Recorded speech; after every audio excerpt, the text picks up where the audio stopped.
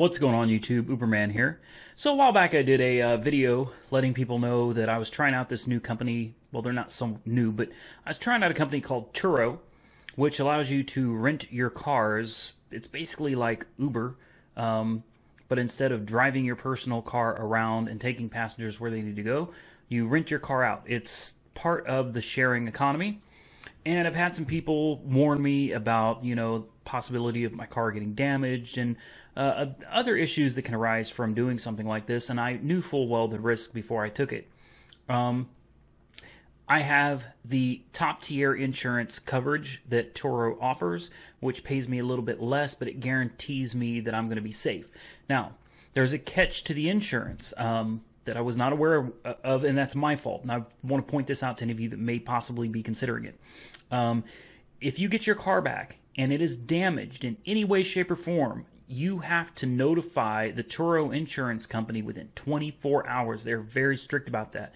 So you need to go over your car and be sure that everything functions properly, that there's no body damage, no interior damage, and if you see anything out of the ordinary, you have to report that within 24 hours, or you're going to be left with dealing with getting your money from the renter on your own, which means small claims court in most cases, unless it's some excessive severe damage.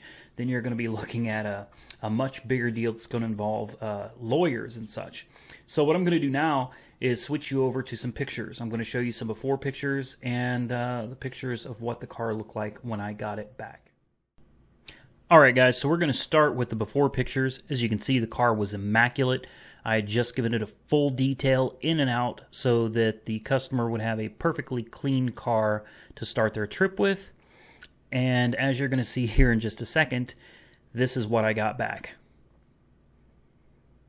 The dashboard's covered in permanent scratches. The seats were covered in stains. There were cigarette ashes and burns throughout the car.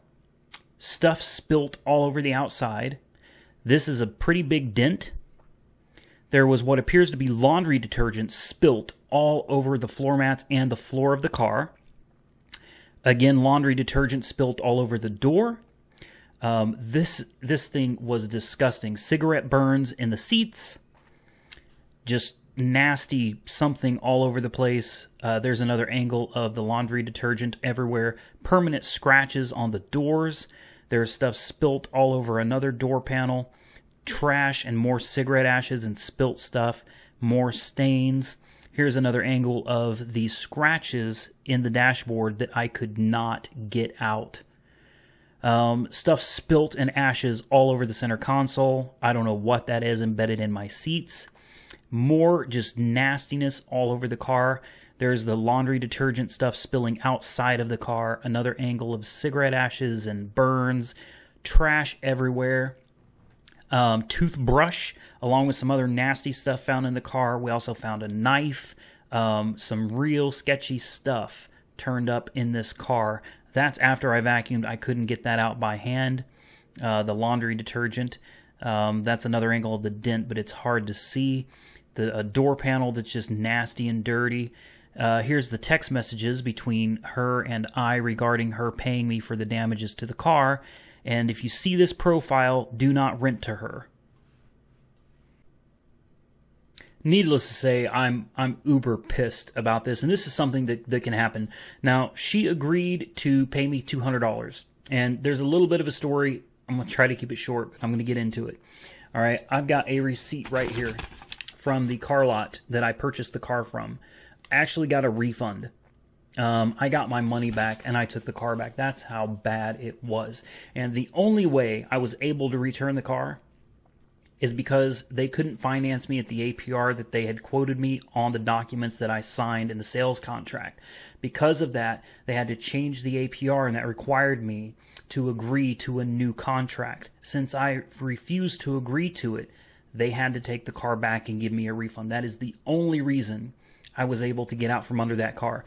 Let me tell you about it, guys. It was a nightmare, okay? I mean, a nightmare getting this car back from her. She wanted to rent it even longer, even though I told her it wasn't possible. Then she told me that she had already paid to rent it again, which wasn't possible because I pulled the listing down because I was going to go on a family road trip in it. She kept telling me that she had already paid for it. She wouldn't return the car. I had to call Turo emergency support. They called her and tried to get the car back. I finally meet her at the address I was supposed to pick it up from, and over an hour later, the car was missing. That's when she starts sending me those text messages. Feel free to go back and pause so you can read them, saying that this other guy had been driving it, and he lives over here.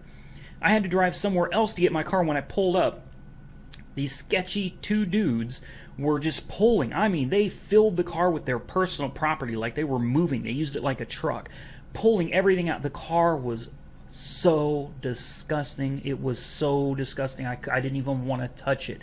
Upon driving it on the highway back, the front end of the car just shaking. They got a car that was in absolutely perfect condition.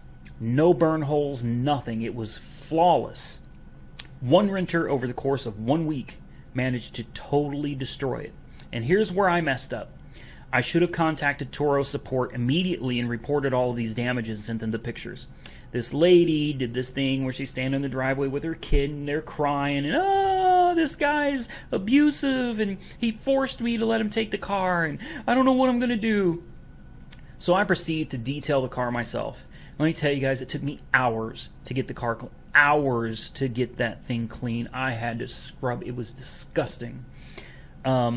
She offered to pay me $200 originally, cash. I told her to let me check the car out first before I agreed to. After I got the car cleaned up, I said, yeah, I'll take $200 and we'll just be done with this. I don't want to deal with it anymore. Well, she was supposed to pay me that Friday. Never heard from her. Saturday, never heard from her. Sunday, never heard from her. Monday, today, didn't hear from her, so I sent her messages, didn't hear back.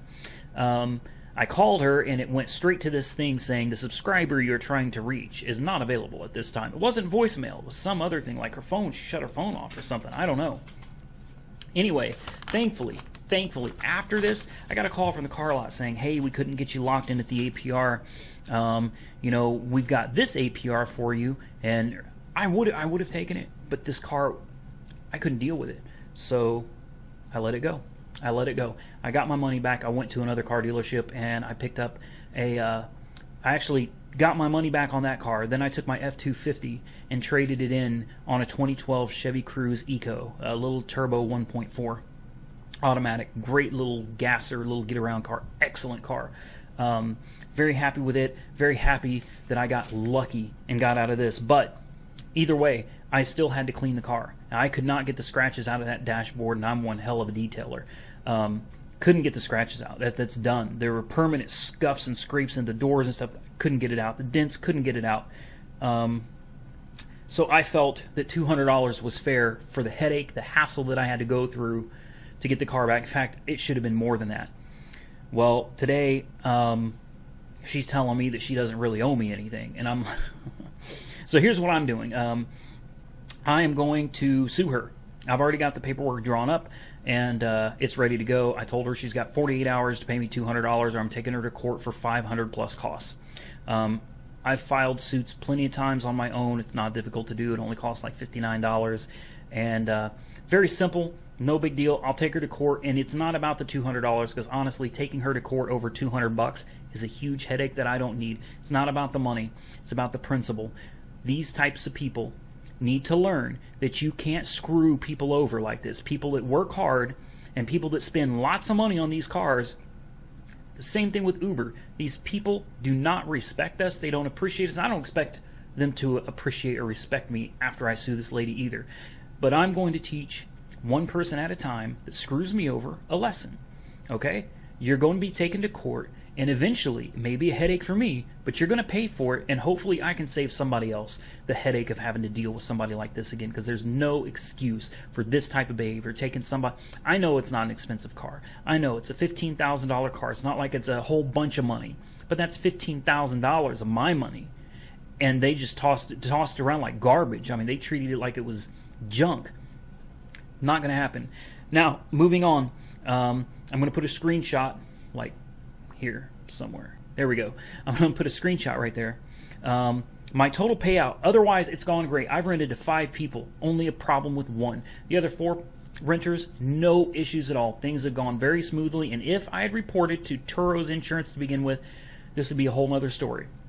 Wouldn't be having to deal with suing her, and they would take care of it. I'll do an update video later after I sue her, or if she pays me. Either way, I'll do an update video. But I've done very well with Turo. I have made, I got it written down, $540. Like I said, it'll be a screenshot at the end. In the last 2 weeks, renting my cars out, and it's great. It's extra money, and it's not bad. My Elantra is rented out for 2 months straight, and I'm getting paid $94.50 a week every week for the next 8 weeks. And after that, I'll get one more little lump sum for like 40 or 50 bucks. You know, it's working for me. I'm fine with it. This is one, call it a speed bump in the road, which things like this are going to happen. You just have to be prepared for it and know how to handle these situations. So that's what I'm here for. If any of you are considering it, you need to know the bad with the good. You know, it's been great, but this one person could screw it up for everybody. I'm just not going to let that happen. So just be prepared. And I've always got an interesting story to share with you guys. So go ahead and like, comment, subscribe. Stay safe out there, and Uber on.